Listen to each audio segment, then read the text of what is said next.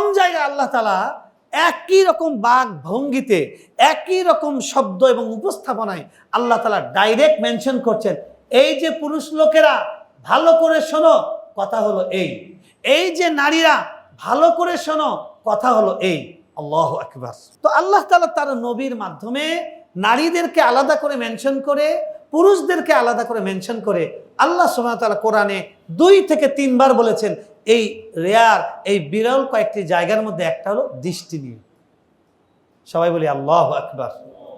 তাহলে দৃষ্টির বিষয়টা কত বড়, কত গুরুত্বপূর্ণ, কত ভয়াবহ, কত ডেঞ্জারাস, কত সেন্সিটিভ, কতটাই স্পর্শকাতর। আল্লাহ সুবহানাহু ওয়া তাআলা তার নবীকে বলছেন,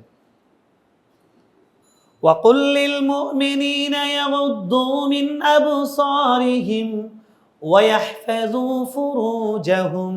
হে নবী, আপনি মুমিন পুরুষদেরকে বলেন তারা যেন তাদের দৃষ্টিটাকে অবনত রাখে।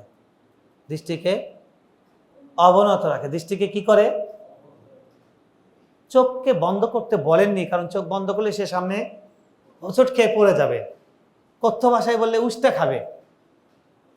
আল্লাহ বলছেন চোখকে অবনত রাখতে, দৃষ্টি খোলা রাখতে হবে, ডান বাম সামনে পেছনে বুঝতে হবে, দেখতে হবে। কিন্তু খোলা থাকলেও সেখানে একটা ঢাকনা থাকবে। কি থাকবে? ঢাকনা থাকবে। যেই ঢাকনাটা আমি যেটা দেখতে চাচ্ছি আমার জন্য কাঙ্ক্ষিত, সেটাকে সে উৎসাহ নিয়ে দেখবে। যেটা আমার জন্য অনাকাঙ্ক্ষিত, সেটাতে সে প্রয়োজনে পর্দা ফেলে দিবে। না, নামাও, দেখা যাবে না, সামনে যাবে না, নিচে হবে। সেই জিনিসটা হলো আমাদের দৃষ্টি। আল্লাহ সুবহানাহু ওয়া তাআলা বলছেন, কুল লিল মুমিনিনা ইয়াগুদ্দু মিন আবসারিহিম।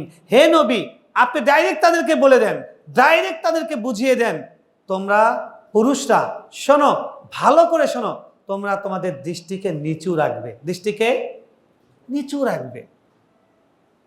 ওয়াহফাজু ফুরুজাহুম, এবং তোমরা তোমাদের লজ্জাস্থানকে সংরক্ষণ করবে, লজ্জাস্থানকে হেফাজত করবে, নিরাপত্তা বলয়ের মধ্যে রাখবে। ওটার যে সীমা, সেই সীমাকে কোনোভাবে ক্রস করবে না। ওটা যেখানে যেভাবে যতটুকু অনুমোদিত ততটুকুই ওটার ব্যবহার করবে, এর বাইরে খবরদার যাবে না। আল্লাহ নবী সাল্লাল্লাহু আলাইহি ওয়াসাল্লাম বলছেন, মান দামিনালি মা বাইনা লিহইহি ওয়া মা বাইনা ফাখিদাইহি আযমানু লাহুল জান্নাহ। আপনি যদি দৃষ্টিকে নিচু করেন,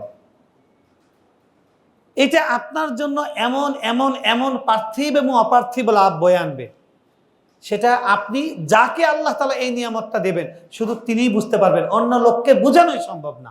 যেই লোকটা রাজশাহীর ওই আম্রপালি আম না খেয়েছে, অন্য দেশের লোক, তাকে আপনি যতই বুঝান এটা মিষ্টি, এটা এরকম, এটা চিনির মতো মিষ্টি, এটা এটার মতো মিষ্টি, এটার মতো মিষ্টি, কিন্তু যতক্ষণ জিহ্বায় ওই মিষ্টিটা টেস্ট না করেছে কখনো সে বোঝা তার পক্ষে সম্ভব না।